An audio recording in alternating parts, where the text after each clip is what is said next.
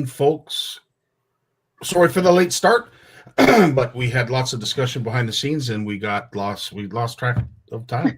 This is what happens, right? And when people say, Scottie, how is it that when these boats blast off at the beginning of the tournament and they don't come back until sometimes 2, 3, whatever o'clock? What do you guys do in between? Yeah. Well, I'll tell you what, we just paid witness to it, because there's never enough time to talk to these wonderful ladies. Welcome, Jess. Welcome, Crystel. I'm joined, of course, with my co-host, Danny. This is the Power Hour, and we got lots to talk about tonight. So, yeah, I don't even know where to start, to be quite honest with you.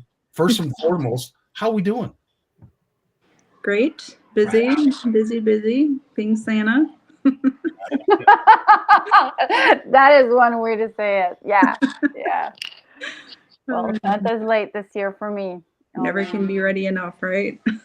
I will say, Jess, it's the one thing I do appreciate my kids being older now, that none of that stuff has to get done anymore. So I'm. It's the only time here when we're not talking about fishing. We actually pause to talk about Christmas presents and stuff like that. Exactly. But to think, last time we spoke, you said it, Crystel, when we came on, long time no chat. Last time, I do believe that we were together. It was like 30 degrees. We were up in Hearst. Like what a difference. And it seems like just yesterday. Lots of changes through that period too, I imagine. Absolutely. Hello, Alan. Nice to see you. Thanks for joining us. Marlisa is in the house. Sexy intro. Yeah, baby. She would know. I had pics and videos of what goes on. Yes. Yeah. Lots of fun. That's all we can say is, and I always say the ladies under the tent are the most entertaining of them all. And what goes on under the tent stays under the tent. Exactly. Yeah, we can share some of it. Let's share some details tonight. How about that? Absolutely. Well, let's why don't we do this? Because you have so many tournaments on the go, you guys are busy. MFN Fishing you're extremely busy with all of the tournaments that you have planned for 2025. First and foremost, we know you for your walleye tournaments, but also because of your pike tournaments. So why don't we start right with that? And from what I see, you have 3 lined up again for this year. Is this the same 3 that you had last year? Yep. Wow, that's incredible. But it's not just MFN though. It's the 3 of us. The 3 MFN is hosting the first one, and then Riverville, and then Hearst. And you have $10,000 payouts for all 3 of these pike tournaments as well. Pretty much. Wow. Oh yeah. For one pike, I keep saying it. I'm like, it does not make sense, guys. At the walleye tournament, for the longest, we had a $10,000 for first place, and they run for 2 days. They come pre-fishing, and then this Pike Derby, family fishing on the ice, right? Because you're allowed to be with your family. And you just, for one pike, 10 grand. I don't know. It gets me excited, and I can't fish, but you bring up a good point with the differences between you bring up a good point between the difference in the summer and the ice fishing events, right? Yeah. Like it's more family, it's a lot more chill, it's more relaxed, and the competitiveness. I mean, I don't want to say it's high. I mean, everybody's competitive in a sense, but it's a lot more relaxed, a lot more change of an attitude of how they do things, right? Oh, well, for sure. Like it's. I was sold on the North. I'll be honest with you. That pike tournament that Red and I visited at the very beginning sold me on you Northern folks, you Northern anglers, because to your point, Dan, it was such a fun tournament. People had fires. It became an event, not just a tournament. It was an event. And the things that go on, of course, you got people racing around on sleds. That that we just don't hear down here in the South. Snow you guys do. Was something that you have to get used to, because everybody has one of those freaking things on their sled. But the fires, they'd have fires. The kids would be, ice skating. It was just awesome. And I will say this, it really was a great segue and introduction to what is the North when it comes to your fishing and your fishing community, and of course all of your tournaments. But I think for folks who perhaps are looking some options for tournaments, Jess, how's the ice up in Matagami right now? As far as I know right now, it's not the greatest right now. Next week is actually supposed to be in the pluses, so it's supposed to be like +2, and so I don't think we're gonna have good ice until at least maybe the end of January. But yeah, I don't fully have the whole details on the ice. I don't live in Matagami, but my dad fills me in once in a while there, and but yeah, usually he takes his snow machine to go to the camp during the holidays, but this year he can't. So, well, it's something that we fear, and I know Crystel, you and I talked about it because our industry has really been taking it on the chin in the last couple of years because of us not having good quality ice and a solid hard water season. So, again, knock on wood, here's hoping, fingers crossed that we're going to have the hard water season that we all deserve and all need, and that our retailers desperately are wishing for and praying for. But that is your first set of events. What are some of the great takeaways, Crystel, of these events that you'd like to share? Takeaways meaning like what's going on during a tournament, like what's memories. What are your favorite memories? Favorite memories? Oh my God, I got so many because I always say to Jess, this is my favorite one just because it's so laid back. It's not as stressful. You don't have to worry about anglers so much. Yeah, one fish at a time. We do have to make sure that anglers follow their MNR rules, that's for sure. But it's just, I don't know, we get to sit around the fire. That's one thing we don't do during summertime. The fire, and anglers are just happy. They're just on the ice. And the difference between the tournaments we organize and what I've seen elsewhere is that you're not crowded at the same spot where, as organizers, we make the hold and you just have to choose. We let anglers to go wherever they want to go within the boundaries, set up their equipment, and they can fish with other people. I know we asked in the first tournament is you're not allowed to be 50 feet from another group. If you're not invited in, you're allowed to fish 10 feet from from your hobby or anything. But if you're not in that group, you're not allowed to be in that 50 feet. But we go around and we see anglers just having a good time. We've seen fish fries, poutine. People are cooking in their fish huts. It's just so relaxed, and it's a game of luck. We all know where the fish get caught pretty much every year, so everybody just around that area specifically. But we also have the hardcore one that are just set up and they're like trying really hard with the fish finder, and they're hoping for the big one. But it's I don't know, it's just people are just enjoying their time. The kids are skittering around, and like you said,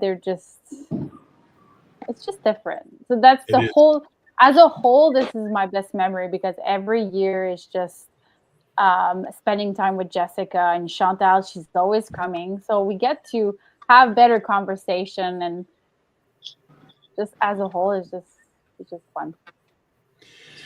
I have to say too, Jess, to the folks at Matagami, you guys are so welcoming on that land of yours. And, with all of the events that go on, do they ever get sick of us anglers? Good question. I hope not. You didn't say anything, right? But I think if they did, then I don't think we would continue having tournaments and whatnot. And yeah, but I think it just brings a lot of revenue into the community and to local businesses that are around, and just, yeah, I believe the community members love to meet new people, and everybody's just so welcoming. And I'm sure I think they'll let for a you know if they're not- while. I think. Uh-huh. I said I'm sure they'll let you know if they're not happy. Well, I think for a while we were just so busy trying to make everybody happy in the community and try to involve everybody. We were just like, we didn't have the feedback we were looking for. But when we announced, when we announced we were trying to not doing the fishing tournaments anymore, like it started to just like, no, and then the feedback were coming in, and we're like, oh, okay, now we know like you guys like this, so we stick around. But every year we're just the community is always so happy, and now we let go of the supper during, was it COVID, I think. Jess, we stopped doing the supper, but we brought it back.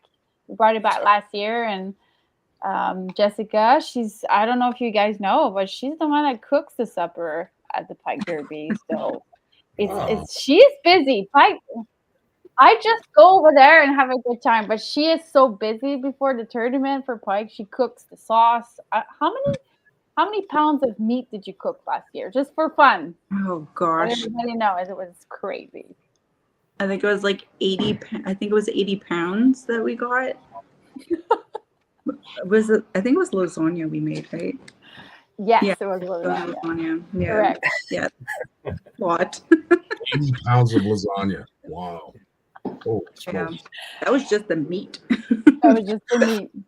Yeah. That brings me to a good question now. So we've been talking a lot about food with this ice fishing. So is it just me, or like char-broiled burnt hot dogs on open fire taste the best on the ice or anywhere else? Like, yeah, we all love them, and we eat like 4 or 5 of them. I will share a secret. You know, you talk about burgers, dogs. One of the things that I really like, and I have not eaten in a long time because I haven't been camping, is Spam. Oh, Yeah. this is Spam good. on a grill, an open fire. Oh, it's just as good as, if not better than bacon. I love it. Don't ask Mary Lisa about the meat in a can. She's got her opinion on that one there. I grew up eating that as well, but yeah, we had a conversation about it a couple days ago. It wasn't Spam. It was Click. Click, yeah. Yes. Yummy. Click. Yeah. Jess, just to go over that tournament up at Matagami, of course, it is an annual. What year are we at with this Pike Derby? It's been going on for years. Oh God, it's been going on for a long time. Yeah. I can't remember on how long it's been going on, but it's different organizations have been like running it. Then it stopped, and then we took over. It's what, 7, 8?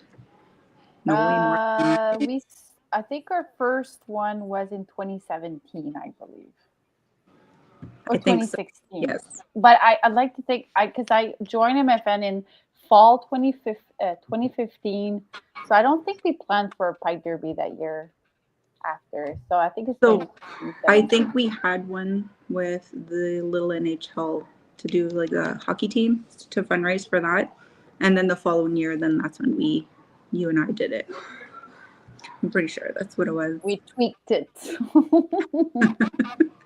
So basically, in terms of entries, because I know you have so many different tournaments that you're dealing with, where are you at for entries, and where can folks sign up? Because I'll be honest with you, again, everybody down this way is jonesing for ice fishing, and they'll make the trek. I guarantee you, they'll make the trek up there just to get a chance, not only to catch a fish through the ice, but a chance to win a whack of prizes. Like when you guys give out the prizes, that seems to last longer than the tournament.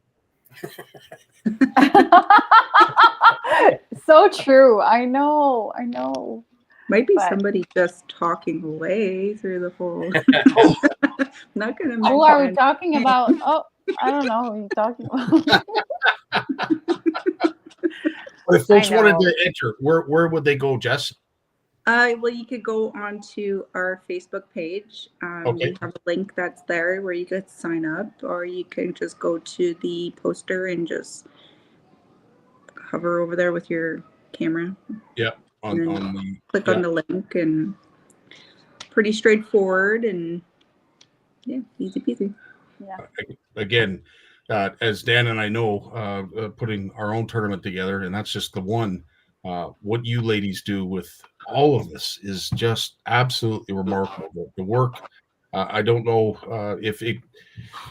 I know you know and you feel the appreciation, but sometimes I sit back and I look at you two, chasing your tails during the days of the events, and I empathize because I can't even begin to imagine how many wheels are spinning when these events are going on and all the things that you're trying to keep under control and under wraps. It's truly remarkable. But I'm not even an angler, but on behalf of the anglers, I thank you for all of your hard work. Thank you. Thank and you. Scottie's got a good point. It was a lot to do when we started this event. When I've been dreaming about doing this for 5 years, and watching you two work especially, it was kind of you know what, I can do this. I think I got enough resources to give this a go. But that being said, I'm only doing one, and it's a lot. How many are you guys actually doing each? Like, you guys are involved with multiple events, summer events, everything else. Like, it feels like a full-time job at one. I couldn't imagine how many you guys are doing now. I kind of know the answer already, but I'm curious to see. Well, I do like the Pike and the Walleye tournament. But Crystel, on the other hand, Yeah. she's got quite a lot on her plate. Well, Matagami, we have the Pike and the Walleye one. Hearst, we have the Pike in March. The Hearst Anglers and Hunters Club organize a sportsman family tournament, which it doesn't matter how many people you have in your boat, as long as you just pay the entry fee, and you catch per boat is 4 walleye, 4 perch, and 4 pike. You just have to bring them in, and it's just a random draw. And then we organize the Hearst Walleye Challenge. And I am also involved with the Lone Lac Walleye Masters. And I'd like to go help Chantal in Libreville. Same here. Yeah. So speaking and of then Hearst, she comes in Hearst, yeah. speaking of Hearst, of course, that is in August. Great community event. The one thing the takeaway that I had when it came to Hearst was how it builds community. Like, it's just amazing to see, as competitive as anglers can be, and I know tournament anglers, they're a different breed. At the end of it all, they go, they enjoy a cocktail, a beer or two, they laugh. I mean, it's just, you wouldn't even know a tournament was going on. You just think it was like a campfire of some sort. Like, you wouldn't even know a tournament's happening, just because it gives that family aura, that feeling of family and belonging. It's really, really cool. But yeah, Hearst, great venue. And when it comes to sledding, I know Jules would appreciate this. That venue they have up there is second to none. It's just everything is there, and Julie and Martin are just so welcoming, and they are well organized. I think that makes the whole difference as well. And you guys were talking about how we do this. It comes to teamwork, and I couldn't do it without Jess, and I like to think that she couldn't do it without me. So I put my 100%, and it's just every year. It just some things repeats itself. Jessica created the Bible, and we rely on that Bible a lot. So it's there. So it's for us to miss something is a lot harder, because everything is so well written, and we just follow the same thing every year. It's just during the weekend. It's like we kind of every time we go back into the first tournament, it's like we forgot how it works for some reason. It's just, but without the team, it's I would never be able to run that by myself. So I have an amazing team behind me, and for Hearst, and I am so glad to follow Jessica's lead for Matagami, and we have great things happening 2025. Yeah, I'm so excited. It's going to be a very interesting 1 year. Yeah, it is definitely going to be different. It will still look the same. Just a few things that will be missing, but not things that will not be missing. Of course, are your prizes. Again, I'm just absolutely amazed at the money that's available at these tournaments. It truly is remarkable to see these kind of prizes. And of course, you have some new additions. I see, Yes. Crystel, with some of the prizes at Hearst. We added, we were trying to find a way to have anglers to bring those big fish in right away, not to keep them in the live well too long. So we wanted to find a way to help with that, and we were on our way to Elk Lake. Anyway, me and Sebastian thought about, hey, how about you guys do a prize if somebody brings a fish during those hours? I'm like, oh. Okay, for somebody that just fed up of me talking about fishing tournament all the time, you come up with a very good solution there. So Sebastian came up with the idea of having anglers have a prize for biggest fish between those hours. There's one thing I'm going to change since the tournament ends at 3 on the Saturday. I'm going to change the hour for that day, but big fish during 3 different time of the day, and even if it's a 17-inch, it's the biggest fish, and they might go home with a really good prize. Wow. Yeah.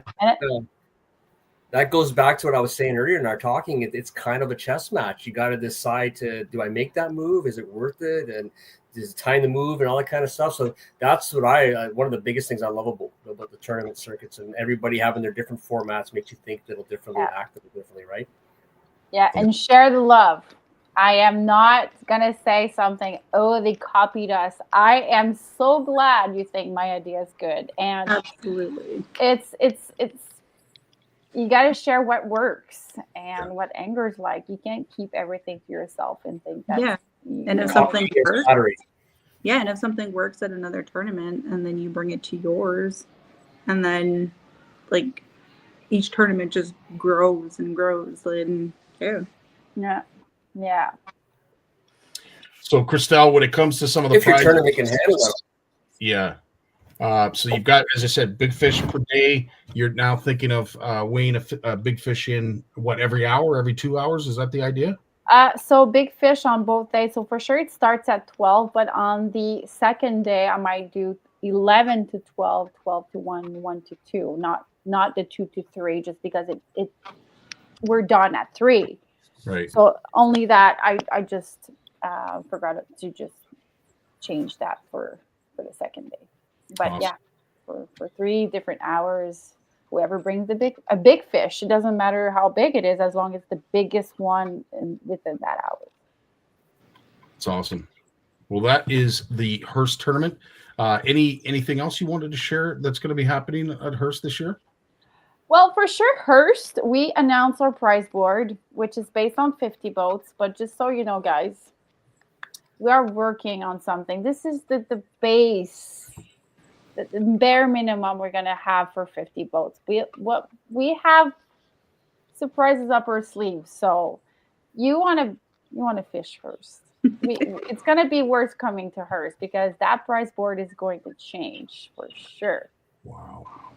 So I just don't want to say too much. I don't want to make promises, but I made promise to myself that this is going to be a lot better than what you guys see right now. So what you're saying is this is just the bare bones. So in terms of 1st through 10th, this is the cash out that's available. And then, of course, these extra prizes here that you have listed as well.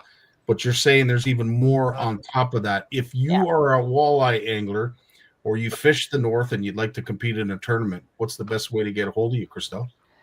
Same as Jessica said, we're always on Facebook. All the information is there most of the time, just because it's just easy for us to share the information. We are working on a website for the Hearst Walleye Challenge, which is now part of the Hearst Anglers and Hunters Club. So everything's going to be on that website. And on the poster, we do have a QR code as well. And for both, for Monogamy and for me, you guys can call me for registration, or Jessica for Monogamy, pretty much, or anything as well. Dan, I have to ask you as an angler, You know, an event like Hearst, based on everything that's been said, and of course, you know, at the end of the day, as I said, after the day's event, it seems like we're just having one big bonfire. It's more of a party than anything else. Do you appreciate that? I mean, at the end of the day, it's a grueling day out on the water for you anglers, but to be able to sit back, kick back, enjoy a few suds, and then, you know, chew the fat with your fellow anglers, like, is it important, that community?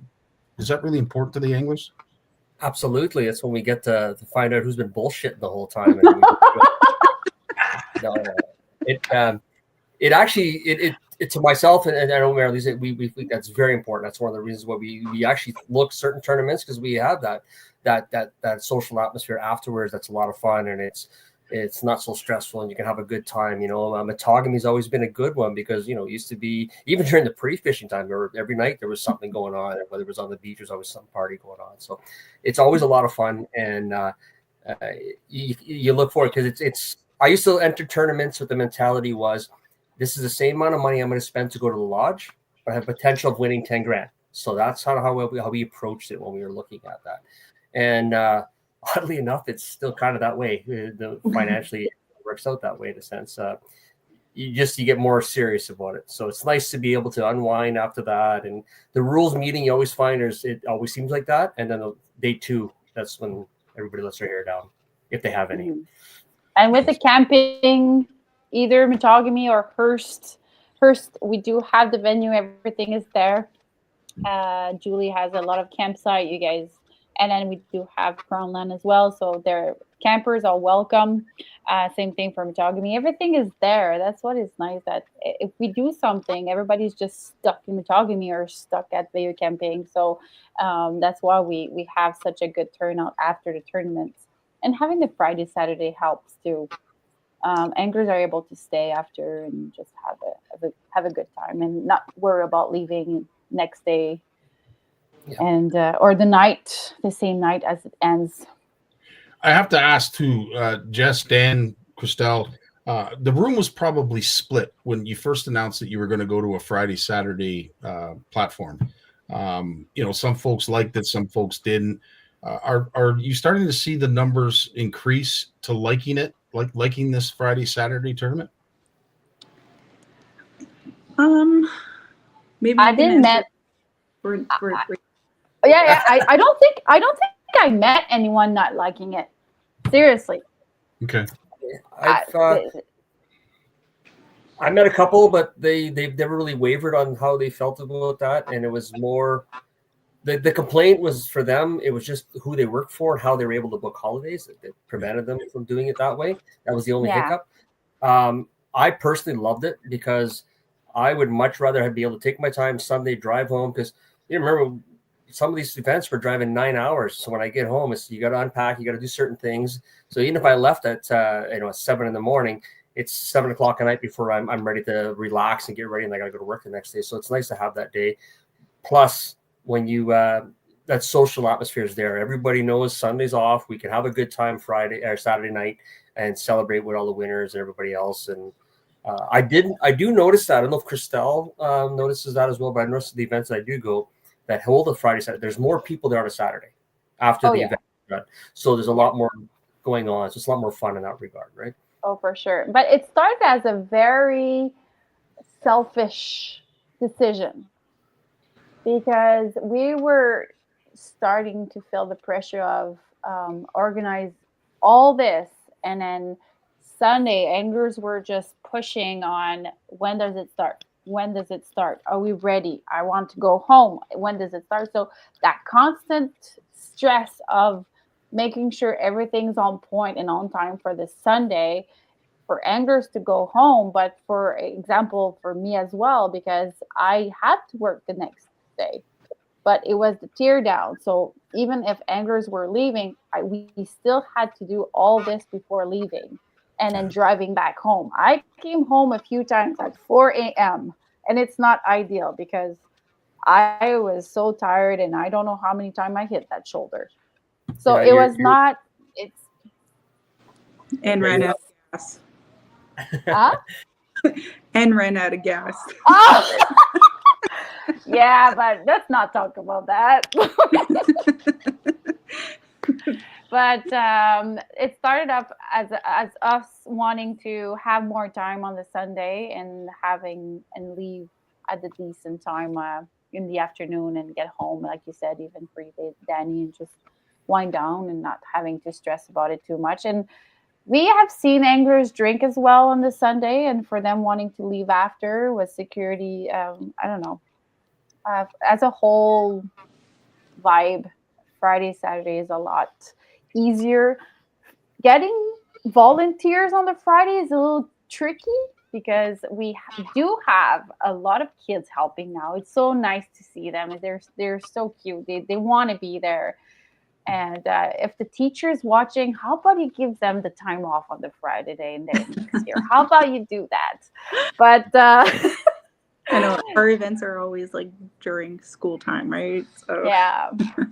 So we have to put a little more work on the Friday, but Saturday when the kids are there, it's such a blast, and it's nice to have them around because they're the future of those tournaments. So That's funny. Alan's asking, it sounds like you got a little moose in you. Our good buddy Moose has a habit of running out of gas. In fact, I don't know how many times I myself have had to go save him because he's stranded. And I know a lot of others as well. But it happens. And I say it to Moose as I'll say it to you. You've just got so much on your mind. yeah. That little fuel gauge means absolutely nothing. It's down here on the totem pole of priority. Yeah. Alan asking how many times did I run a gas? So one time with the fuel, but I was with Jess and Dominic this time. yeah. And we learned how to bleed lines. Yeah, we did. That was the diesel truck, right? Yeah. So that was horrible. That was one time. And then went out on my way back from Lone Lac. You know that holy fuck shit moment when you see that light and you're like, I'm not gonna make it. Yeah, it's like 1 a.m. in the morning. You're like, shit, I'm gonna be stuck like on this highway. And it's been on since noon though. Probably. And then, oh man, I know. Jonathan Cartier is like, Crystel, you can't do this anymore. Even if it's late, just give me a call. I'll go open the gas station and just make sure you have gas for you to get home. I'm like, I know. Oh, and then on my way to deer hunting, I think that's it. 3 times. wow. But not anymore. I'm not going to go through that again. That's a stressful moment that I don't need right now. But everybody keeps reminding me anyway. Did you put gas in your truck? I'm like, yeah, I did. Okay, I promise. Right now, I won't even mention it next time I see it. I promise. That's okay. I think it's really funny. You know what? That's one thing. You asked earlier, what's your best memories of those Pike Derby? And you know what? One of my best memories is running out of gas because it's so funny. Like it's part of it. It's part of it. That's hilarious. Yeah. Question for you, and this goes to both you and Jess. If high school kids are looking to get hours volunteering for these tournaments, are they able to get some hours allocated to that? Absolutely. Perfect. We are always looking for volunteers. That's awesome. And the kids can actually gain some of those hours because I don't know. It seems a little bit easier maybe down here in the city for the kids to get those hours because there's so many different places that they can go and volunteer their time. But up in the north, it might not be as easy. And if it's as easy as just helping out at a tournament that you love to fish and you just want to see some beautiful fish caught, hang out with some cool people and get some hours for your volunteer work, that seems like a win-win. Oh yeah, absolutely. And for the walleye tournaments, like we have some students who get like 20 plus hours in a weekend. So they're like half of their volunteer hours are already complete. Yeah. So. Yeah. But they work hard. A few times we give 32 hours because those kids are there to set up the tables and chairs, help with the setup at their arena, at the weighing station, clean the weighing station. We've seen 30 plus hours giving to those kids, but they work their ass off throughout the weekend because we are not giving them much break. Because, well, yes, during the dates it can be slow, but some of the kids are they need to stick around because they have to hold the boat, so they always have to be there. So sometimes There's it's always hard. something to do. Oh yeah, but they do deserve their hours, and I feel as if they are they feel proud of themselves after that weekend because they're part of something big, and we rely on those kids a lot, and there's a lot of pressure for them to perform, like to be there and to be rested and to eat and drink and like holding the boats and taking care of the wing station. Well, the holding tank. It's a lot of pressure for them, but it's rewarding to see how proud they are to go through a weekend like that and survive. I guess. Nope. Absolutely. So, Jess, we're going to put you on the hot seat now. We've talked about Hearst. We've talked about the Pike Derbies. So now we'll talk about what's going on in the land of Matagami. And, of course, you are already accepting registrations for the Fall Walleye Classic. And I like the idea of this. So the idea, of course, is you're going to have a draw for those who do enter. And do you typically have everybody enter during this time slot? Well, typically we'll set like a date to do like the boat ranking draw. So if people register in between, so before it used to be like is it the Sunday? Whoever registered throughout the weekend to that Sunday, they would be in the boat ranking draw. But because we were working on things and setting up details and all that stuff and whatnot, and so we decided to just do it from December 10th to January 5th. So if they register within that time, then they'll be entered in the boat ranking draw. How many registration do we have? Like for a boat, I think I'd like to say 40, right? Usually we'll have about that, mid-30s, 40, yeah. And again, your prizes pretty much mirror what else goes on at Hearst and, of course, with our Pike tournaments. But there's something new to the Fall Walleye Classic with MFN Fishing. There's this division now, and it's a pro and amateur. And Dan, maybe I'll get you to do you appreciate something like this? Is this something that you think as an angler, from an angler's perspective, you like this division? I do. I really like it, actually, especially over the last few years. You've always had that problem, especially with live sonar. You've always heard that. So they started saying, well, I think they were saying, well, the locals would have their category with the no lives and everything else.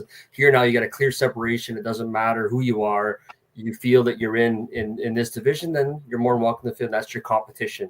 And I think it's a good way to introduce people as well to coming in that always wanted to fish a tournament, but they don't feel so intimidated now. The people that they, don't kid yourself. Even if you've never fished a tournament, you're probably just as lucky to win it as I am, but they don't feel that way. So now you've created that separation so that now they get to see it and feel it. And I think it's really good. I like it. And it kind of seems similar to what the NWT does when they have their pro anglers pay and they get a co-angler given to them. So they have their separate category. So I do enjoy it.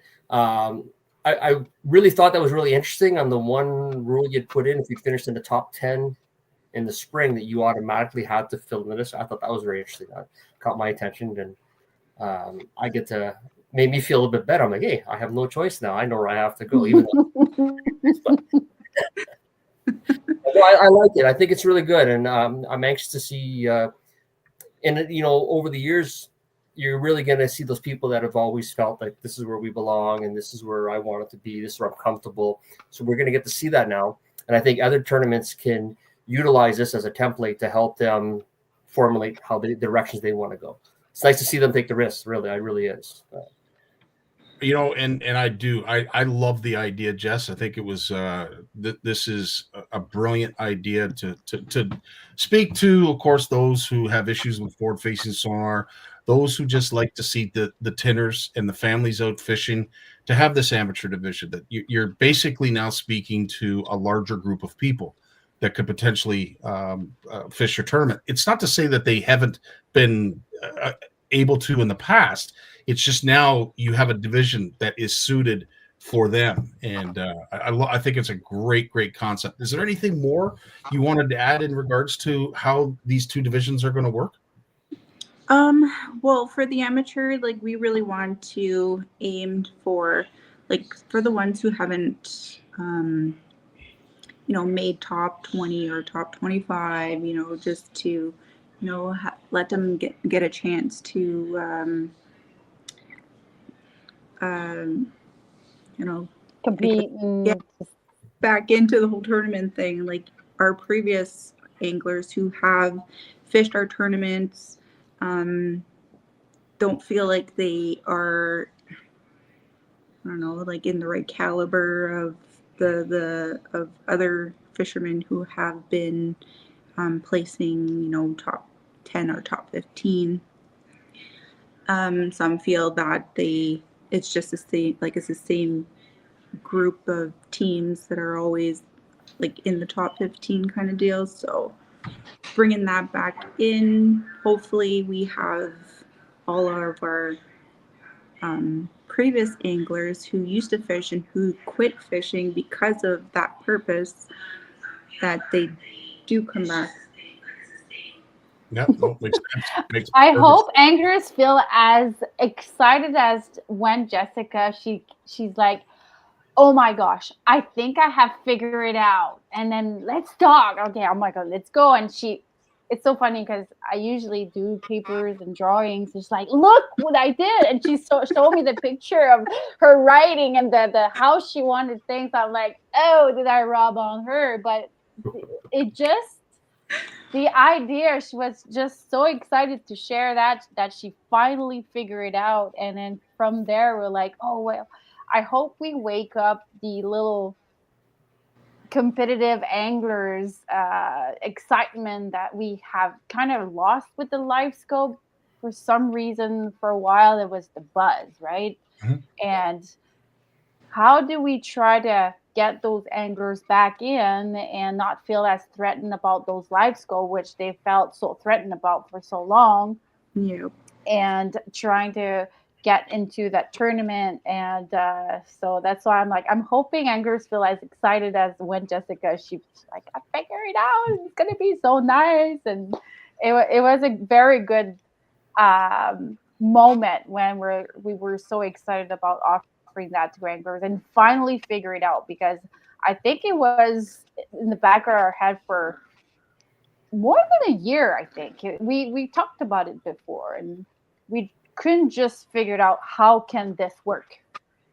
How can we put two tournaments at the same time? So, one of the things that I really like about it, it's got that championship feel. Like, it's kind of you've got two tournaments happening at the same time, but you got 60 boats at that pro end. So it's got that championship feel to it, and I kind of like all that. And then you got that. I think it's 50 boats you're putting in the amateur category. So you still have a lot of boats that are going to be there, even though it's technically two different events. And it's going to be exciting. It's going to be a lot of fun. And I think too, you're going to have a lot more people having a bit more interaction, kind of like how I remember when I started. It's going to be a lot of fun. And what we added afterward is we were trying to, who's going to leave first now? How are we going to get, are the pros leaving first? And we're like, this is not fair. It's not fair. So we thought about doing flights like D'Urberville, like 10 at a time. It doesn't matter what spot. And then again, back and forth, and try to dig into our head and try to get the best, the best solution. So we ended up deciding that we are going to put those two tournaments for the second day. So it doesn't matter if you're in the pro or amateur. I don't know, first place amateur can have the biggest bag than the pro. So he leaves first. So the biggest bags, we're going to go with that. And so amateur can feel as important as, well, I'm the 10th with the biggest bag, so I'm leaving 10th. You're not leaving after because you're in the amateur division. Relieving. That'll help with the amateur division, especially with your confidence. Like you said, you see that board, if there's 110 boats and you realize, hey, I'm in the top 20 here, even though there's quite a few of us, and you start realizing it helps your confidence. And I know it's not going to bother me if someone doesn't have live and they've done better. I've had a lot of people who don't live do better than I have. So if that's the only difference that people are looking at, then I'm all for it, because when people are ahead of me, it just pushes me to get better. Well said. Jess, obviously the payouts are similar to all of the tournaments really that run up there for walleye. But Crystel's kept her cards very close to her chest. Do you have any surprises that you can tell us that are in store for your Walleye Classic? We're always full of surprises. Yes. The hamster wheel is always turning.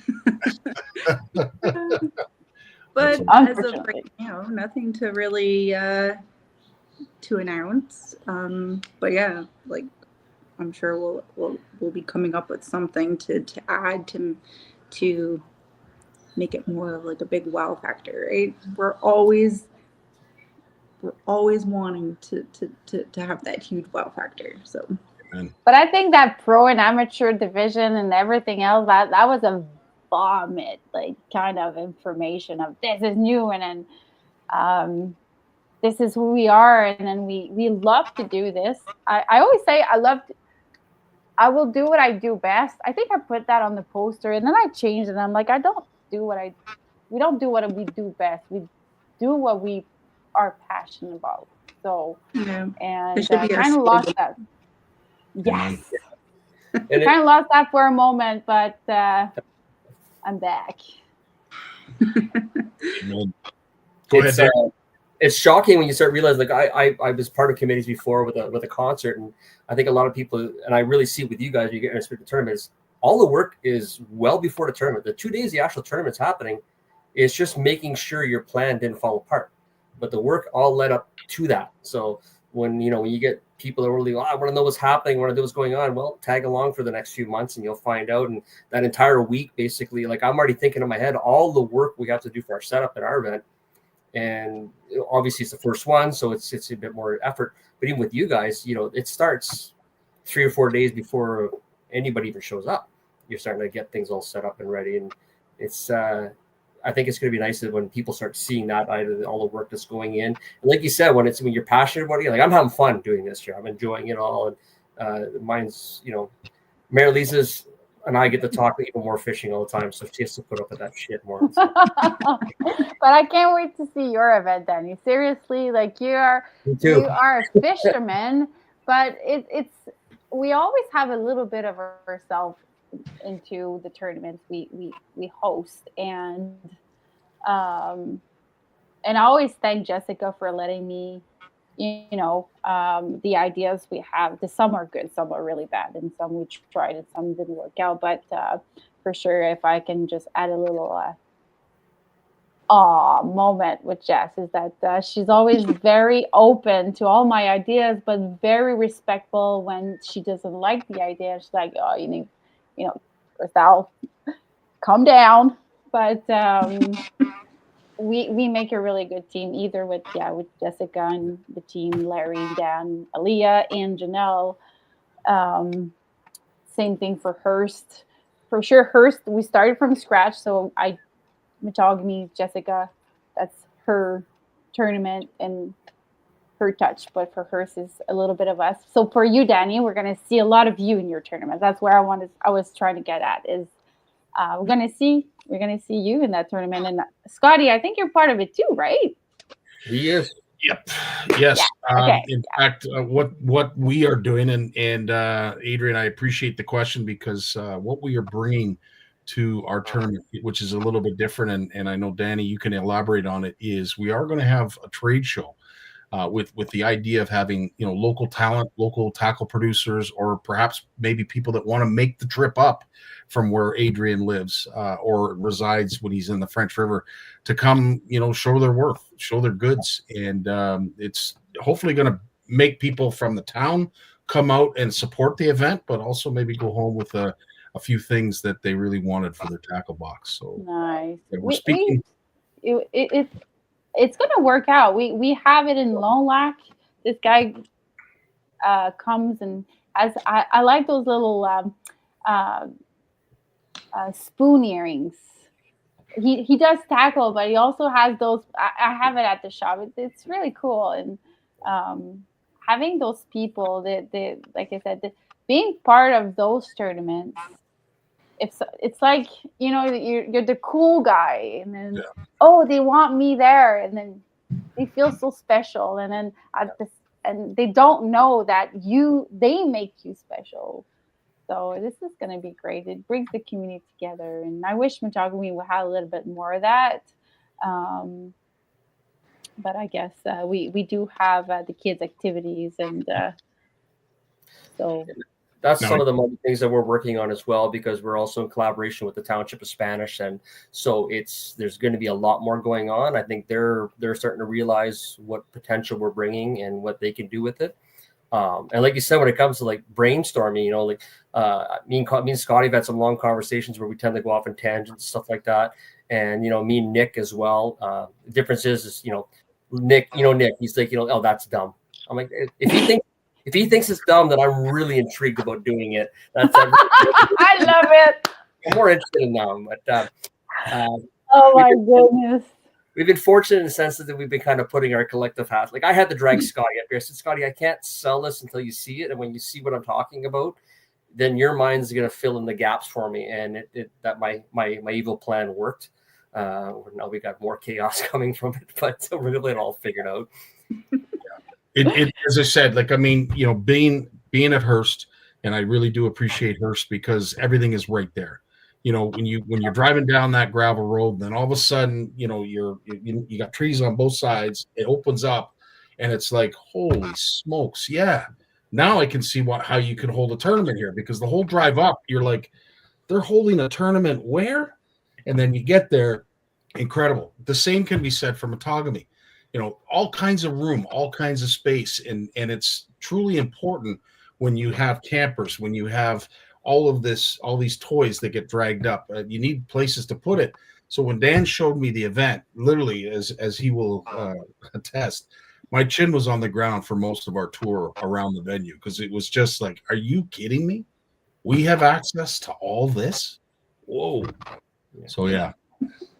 Now we can't mess it up. That's the only thing. We gotta monopolize on that. I can send you Jessica and I can send you a list what not to do, and then go from there.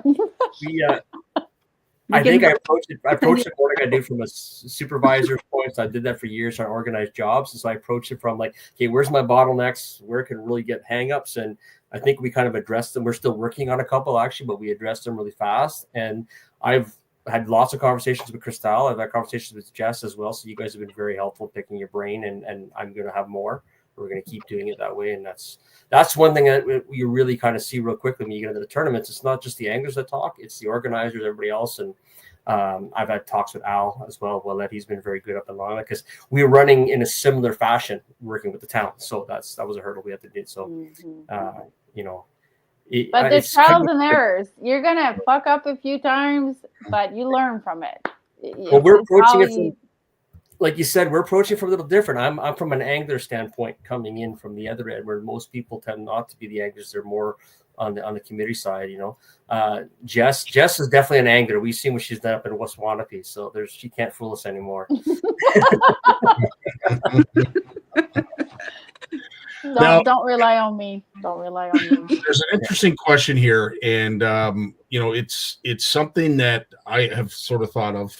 I know I've had discussions with our good buddy Moose in regards to holding a tournament strictly with a tag fish. But to your question, Jeremy, as of right now, I don't believe either your tournament, Crystel, yours, Jess Matagami, or Dan, any of the ones that you've involved yourself in have had an extra prize for a tagged fish. I do know that insurance companies have the ability to provide coverage for if these fish or that fish is caught, that whatever the prize may be, $500,000, $250,000, whatever, if it is caught, you can pay a fee so that if it does get caught, you will be compensated. But it is an interesting idea. It is an element that perhaps, I could certainly see it at our venue. Dan? Well, we couldn't do it at our venue. Like with Lake Huron, we could lose that fish forever.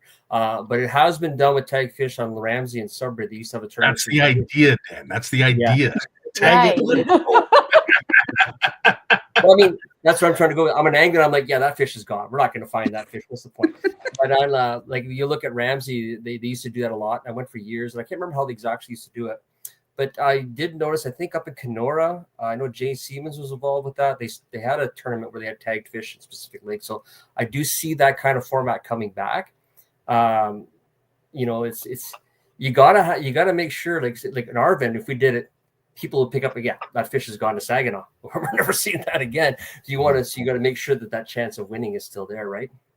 Well, Like, the same thing as the tag fish. Jessica brought up. I don't know if you remember the championship. We had the mystery weight. I was just going to say that. Yeah, the 200.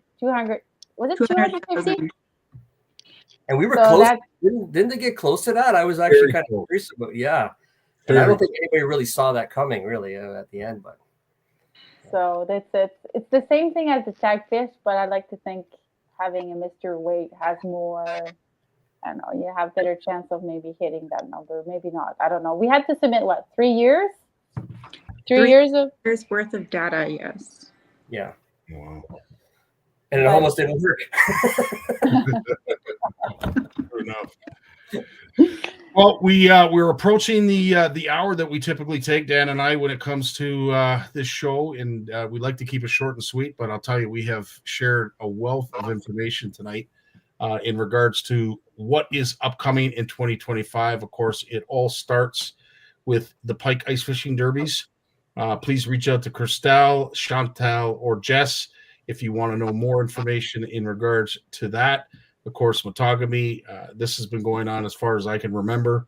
The sign, basically, that's posted as you're driving towards the reserve looks weathered. It looks like it's been up there for a few years. So it just gives you an idea of how long this tournament or this derby has ran. But again, more information if you want, reach out to Jess. And, of course, Crystal Hurst, everybody's looking forward to that. 22nd, 23rd. It's always a great time. And as I said, the venue is the highlight in a lot of ways because it ticks so many boxes. So if you want to know more, by all means, those are some of the prizes. Reach out to Crystal for that. And of course, last but not least, the Fall Walleye Classic. And this is a new approach, unique to, I would say, the Northern Walleye Trail, if you will, or the Northern Walleye Trail of tournaments, having a pro and amateur division like you are, Jess. This concept, I think, will be very well welcomed by everyone, whether you're a pro or amateur. So I think it is absolutely brilliant. But any last words, Crystal, before we go? I don't know. I don't know. It's probably the last show before Christmas, and to kick 2024 in the ass and forget all about it and start fresh. So I'm hoping that to see you guys at either Matagami or first tournament next year. Right on. Jess, any last words from you? No, just basically excited for what 2025 is going to bring us. And yeah, just looking forward to seeing all the familiar faces again. And Amen. Dan, I'll give you the last word before we leave. Before I get to that, I do got to throw a little something out on Jessica with the. I believe that's going to be the highest payout walleye tournament as well. I think, like the whole package as well. You're on like $70,000 in payouts there. With both divisions, yes. Yeah, so there's a lot of money to be given out there that I think people are overlooking, and that's wow. That's your big surprise, Scottie. And that might grow. So. For sure, yeah. My final word is, 2024 was a good year for us. It was a tough year for us. I'm glad it's over with. I'm looking forward to 2025. We got a lot of the fun stuff going, and it's probably going to fly by, and we will definitely see these ladies very, very soon. Amen. Well, on And I that forgot note, to mention, I said metogamy in Hearst, but Spanish as well. Sorry, Danny. Oh, no I hope worries. you guys, I see you in Spanish, and Okay, man. I'm going to be very happy to go help you and get the Same here. show on the road and Yeah. help you figure out and be supportive for your dream. We already got You, your spots Scottie. ready. All right.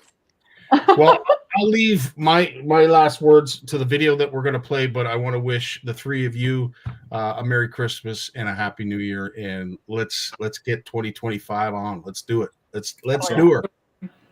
Right on. We will see you all. Thanks for everyone who watched, left a comment, left an impression, whether it be a like, a happy face, a love, whatever. We really do appreciate you folks, because you coming and engaging in these shows that Dan and I put on is what keeps us going, right, Dan? It's the reason we do this. I love it. I really enjoy it, and keep listening, people. I love it. Right on. All right, folks, have yourselves a great night, and we will see you on the flip side.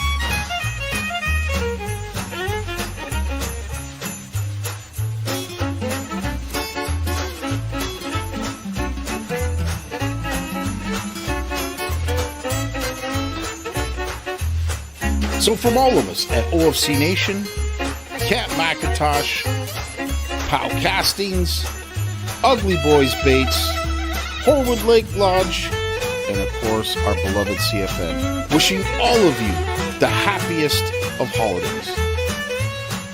And from my family to yours, wishing you all a Merry Christmas and healthy and prosperous New Year.